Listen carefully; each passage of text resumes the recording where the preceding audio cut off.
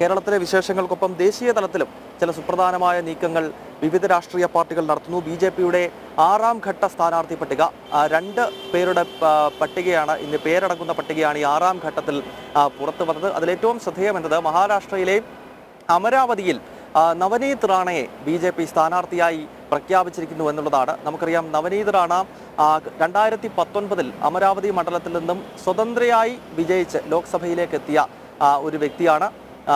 നവനീത് റാണ അടുത്ത കാലത്ത് വളരെയധികം ശ്രദ്ധ നേടിയത് മഹാരാഷ്ട്ര ഉദ്ധവ് താക്കറെ സർക്കാരിനെതിരെ കോൺഗ്രസും ശിവസേനയും ഒക്കെ അലയൻസിൽ ഭരിക്കുന്ന കാലത്ത് ഹനുമാൻ ചാലീസ ചെല്ലരുത് എന്ന രീതിയിലൊക്കെ ചില നിർദ്ദേശങ്ങൾ അന്ന് മുഖ്യമന്ത്രിയായിരുന്ന ഉദ്ധവ് താക്കറെയുടെ ഭാഗത്ത് നിന്നുണ്ടായി. അങ്ങനെ ഉദ്ധവ് താക്കറയെ വെല്ലുവിളിച്ചുകൊണ്ട് മുംബൈ നഗരത്തിൽ വന്ന് ഹനുമാൻ ചാലീസ ചൊല്ലിയ വനിതാ തീപ്പൊരി നേതാവാണ്. തീവ്ര ഹിന്ദുത്വത്തിന്റെ ഒരു മുഖമായി ദേശീയ തലത്തിലേക്ക് വളർന്നു വന്ന സ്വതന്ത്ര സ്ഥാനാർത്ഥിയാണ് അമരാവതിയിൽ നിന്നുള്ള നവനീത് കൗർ റാണ. ഇപ്പോൾ നവനീത് റാണ ബി.ജെ.പിയിലേക്ക് ഔദ്യോഗികമായി വരുന്നു.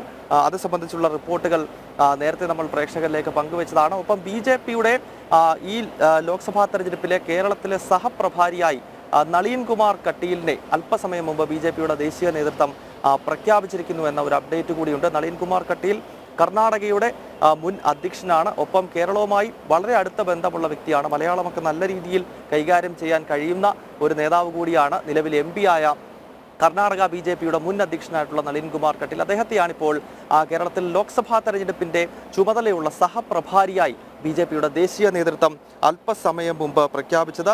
ദേശീയ തലത്തിൽ നിന്നും വീണ്ടും കേരളത്തിലേക്ക് എത്തിക്കഴിഞ്ഞാൽ ആലപ്പുഴയുമായി ബന്ധപ്പെട്ട ഉള്ള ഒരു റിപ്പോർട്ടാണ്. ഈ ലോക്സഭാ തെരഞ്ഞെടുപ്പിൽ കേരളം വളരെയധികം ശ്രദ്ധ കേന്ദ്രീകരിക്കുന്ന ഒരു ലോക്സഭാ മണ്ഡലമായി ആലപ്പുഴ മാറുന്നു. അതിൻ്റെ ഏറ്റവും അടിസ്ഥാനപരമായ കാരണം ബി.ജെ.പിയുടെ തീപ്പൊരി നേതാവായിട്ടുള്ള ശോഭാ സുരേന്ദ്രന്റെ ആലപ്പുഴയിലെ സാന്നിധ്യം തന്നെയാണ്. ശോഭാ സുരേന്ദ്രന്റെ ഒരു പ്രത്യേകിച്ച് പറയേണ്ട കാര്യമില്ല. കാരണം ഏത് ലോക്സഭാ മണ്ഡലത്തിൽ, ഏത് നിയമസഭാ മണ്ഡലത്തിൽ മത്സരിച്ചാലും അവിടെയെല്ലാം ബി.ജെ.പിയുടെ വോട്ട് വിഹിതം വലിയ തോതിൽ വർദ്ധിപ്പിക്കാൻ കപ്പാസിറ്റി ഉള്ള ഒരു വനിതാ നേതാവാണ്. ഉദാഹരണത്തിന് 2019 ലോക്സഭാ തെരഞ്ഞെടുപ്പ് തന്നെ നോക്കിക്കഴിഞ്ഞാൽ ആറ്റിങ്ങലിൽ ശോഭാ സുരേന്ദ്രൻ മത്സരിക്കുമ്പോൾ 2,42,000 എന്ന ഒരു വലിയ നമ്പറിലേക്ക് 2014 അവിടെ 1 ലക്ഷം വോട്ട് ബി.ജെ.പിക്കില്ല. പക്ഷേ 2019 എത്തുമ്പോൾ അത് 2,42,000 എന്ന ഒരു വലിയ നമ്പറിലേക്ക് എത്തിക്കുവാൻ ശോഭാ സുരേന്ദ്രന് സാധിക്കുന്നുണ്ട്. അങ്ങനെയുള്ള ബി.ജെ.പിയുടെ തീപ്പൊരി നേതാവായിട്ടുള്ള ശോഭാ സുരേന്ദ്രന്റെ ആലപ്പുഴയിലെ സാന്നിധ്യം, പ്രത്യേകിച്ച് കോൺഗ്രസിന്റെ ദേശീയ സംഘടനാ ജനറൽ സെക്രട്ടറി ആയിട്ടുള്ള കെ.സി. വേണുഗോപാൽ കഴിഞ്ഞ ലോക്സഭാ തെരഞ്ഞെടുപ്പിൽ CPM-ന് ലഭിച്ച ഒരേ ഒരു സീറ്റ് ആലപ്പുഴ AM ആരിഫിലൂടെ ലഭിച്ച സീറ്റ്, അവിടെ തീപാറുന്ന ഒരു മത്സരം നടക്കുന്നുണ്ട്. എന്തായാലും ആലപ്പുഴയുമായി ബന്ധപ്പെട്ടുള്ള ഒരു പ്രത്യേക റിപ്പോർട്ടാണ്. ആലപ്പുഴയിൽ നിന്നും വിജയത്തിൽ കുറഞ്ഞൊന്നും പ്രതീക്ഷിക്കുന്നില്ല എന്നാണ് NDA സ്ഥാനാർത്ഥിയായ ശോഭാ സുരേന്ദ്രന്റെ പ്രതികരണം. 3 വർഷത്തിനുള്ളിൽ സ്ത്രീകൾക്ക് അടച്ചുറപ്പുള്ള വീട് തന്റെ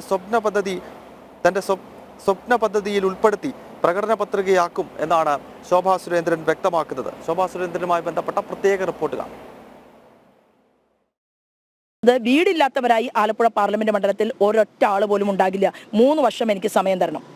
അതെൻ്റെ ഒരു സ്വപ്ന പദ്ധതിയാണ്. അത് ഞാൻ വാക്കാക്കി മാറ്റും. രണ്ടാമത് ഞാൻ പറഞ്ഞിട്ടുള്ളത്, +2 കഴിഞ്ഞ പെൺകുട്ടികൾക്ക് 25,000 രൂപയുടെ സ്കോളർഷിപ്പ് MP-യുടെ പ്രത്യേകമായിട്ടുള്ള ഫണ്ടിൽ നിന്ന് അനുവദിച്ചുകൊണ്ടുള്ള ഒരു ബൃഹത്തായിട്ടുള്ള ഒരു പദ്ധതിക്രമം, അത് ഞാൻ ഇവിടെ തുടക്കം കുറിക്കുമെന്ന് പറഞ്ഞിട്ടുള്ളത്. 2 അമ്മമാർക്കും പെൺകുട്ടികൾക്കും അടച്ചുറപ്പുള്ള മുറിയിൽ ജീവിക്കണ്ടേ? അത് മാർക്സിസ്റ്റുകാരൻ്റെ അമ്മയാണെങ്കിലും കോൺഗ്രസ്സുകാരൻ്റെ അമ്മയാണെങ്കിലും BJP-കാരൻ്റെ അമ്മയാണെങ്കിലും വീട് വേണ്ടേ? കുട്ടികളെ സംരക്ഷിക്കണ്ടേ? പെൺകുട്ടികൾ, പ്രായപൂർത്തിയായ പെൺകുട്ടികൾ ഉൾപ്പെടെ അവർക്ക് ജീവിക്കാൻ സാഹചര്യം വേണ്ടേ?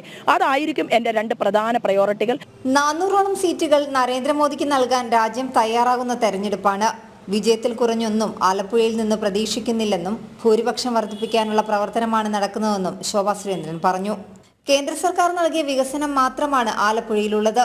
അതിന്റെ ക്രെഡിറ്റ് LDF-ഉം UDF-ഉം അവകാശപ്പെടുകയാണെന്നും ശോഭാ സുരേന്ദ്രൻ വ്യക്തമാക്കി. കഴിഞ്ഞ 47 വർഷത്തിൽ ആദ്യമായിട്ട് നരേന്ദ്രമോദിജി രാജ്യം ഭരിച്ചതുകൊണ്ട് ചില വികസനങ്ങൾ വന്നു എന്നുള്ളതാണ്.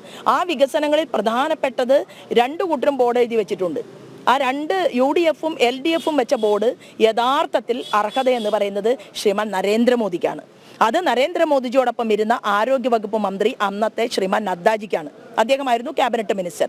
മറ്റൊന്ന് നമുക്ക്, അതായത് ആലപ്പുഴയിലെ വൈറോളജി ഇൻസ്റ്റിറ്റ്യൂട്ട്, അത് BJP-കാരനും അന്നത്തെ ക്യാബിനറ്റ് മിനിസ്റ്ററുമായിട്ടുള്ള നദ്ദാജി കൊടുത്തതാണ് ആലപ്പുഴയ്ക്ക്. ഫ്ലെക്സ് ബോർഡുകളിൽ കാണുന്ന 2260 കോടിയുടെ വികസനം കേന്ദ്ര സർക്കാരിൻ്റെതാണ്. എല്ലാ തെരഞ്ഞെടുപ്പിലും സ്ത്രീകളുടെ അകമഴിഞ്ഞ പിന്തുണ ലഭിക്കാറുണ്ടെന്നും ഇത്തവണയും അതുണ്ടാകുമെന്നും ശോഭാ സുരേന്ദ്രൻ വ്യക്തമാക്കി.